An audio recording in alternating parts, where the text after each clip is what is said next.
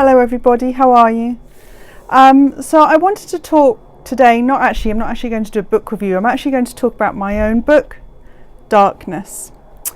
And it's being published this September, exactly 5 years from when its inception. I know a lot of writers always talk about how long they've been working on their book, but I can actually pinpoint the moment that Darkness was conceived. And the reason why I wanted to talk about that is because I wanted to talk about the themes in the book. Darkness came about almost in its entirety on the 7th of September 2011. And I don't remember that date because I keep a journal.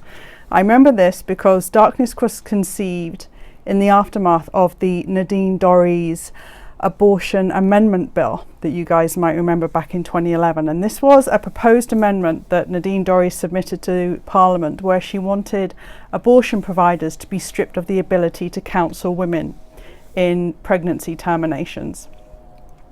And it initially was supported by Frank Field, so it had support on both sides of the Commons, and it caused a real wave, this kind of sudden, oh my God, we're actually going to debate abortion rights again in the UK. And suddenly, through a very convoluted and sort of spirited defence, it actually got very heavily defeated in the end. But it was a real shock to the system, to my system, and I think to a lot of people, that abortion rights were absolutely not sacrosanct in this country. We kind of sometimes look overseas to the US and just think of their crazy anti-women, anti-abortion crusades that exist over there, and think that somehow we're exempt from it over in liberal England, liberal UK, but obviously especially since 2011 we've had many reasons to doubt that. But that was a real wake-up call, and that day I was really furious with this debate. I was at home working on another project at the time, but I went for a walk after the debate, the bill was defeated, and within my half-hour walk down by the river, the whole plot for Darkness was conceived, because the purpose of this book was really to analyse anger, female anger, the anger that comes from being a woman in society, the righteousness of that anger and the justification for violence, and all this tumultuous adrenaline and frustration and anger and shock all kind of just was rolling around in my head, and it really did come up with almost the entire plot of this book. This book is about an all-female terrorist group in a near future post-apocalyptic landscape that is created by women for women to prevent the reconstruction of the patriarchal state in the United Kingdom.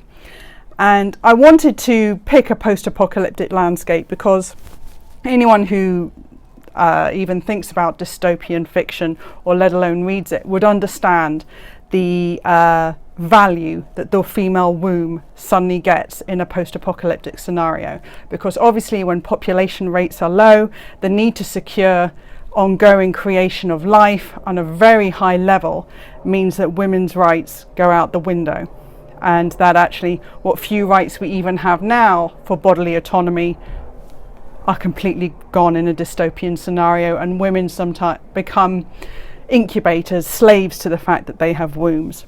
So it's an easy scenario to pick to base this on. So this all-female terrorist group recognized this in the reconstruction of the state in Darkness, and set about to destroy the remnants of the patriarchal state before it can be reconstructed. And the purpose behind this terrorist group is very violent and it's very angry. And I really wanted to explore anger, because we're always told as women, encouraged as women, not to upset men, to keep men on side, that feminism can only succeed if men are brought on board.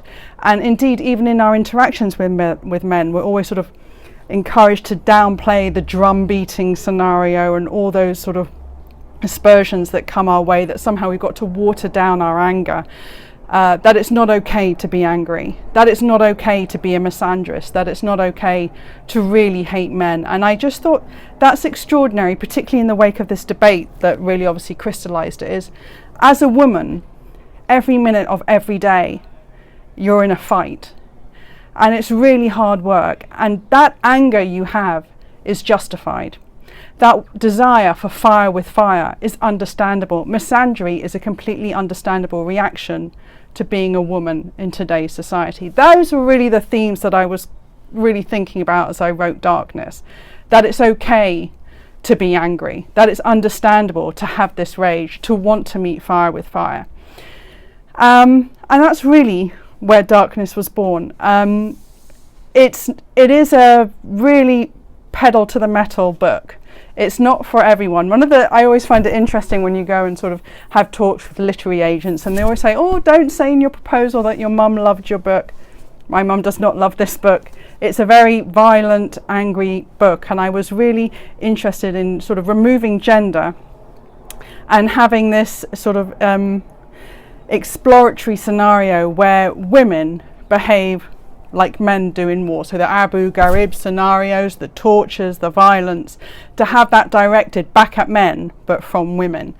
And I really wanted to sort of pick up the mantle. The epigraph to this book is the famous quote from Emmeline Pankhurst about the broken pane of glass being the most valuable argument in modern politics, and to really pick up that spirit of militancy.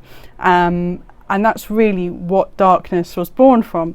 So I just thought I would take a few moments, now that the book is out there, almost 5 years to the day, 7th of September 2011, now in September 2016, that the book was conceived, to talk about intentions and themes. Because I think I read a lot of books. It's part of the reviews that I do, and I've always wanted to ask authors where they get their ideas from. So I just wanted to share with you how Darkness came about. It is a book that I'm very proud of, but one of the things that really I was excited about in writing it was that it was a very angry piece of feminist fiction, and they don't come around very often. And I was really excited about a set of female characters who are angry, who are violent, but all of that anger and that need to lash out for all that they've experienced is completely understandable and believable, and they become sympathetic despite their various behaviours. And that's really important. I just really wanted to talk about the violence and the anger, and violence always get results. That's kind of the subtitle of the book, and that's really what I was exploring. Is anger okay? Is violence ever justified?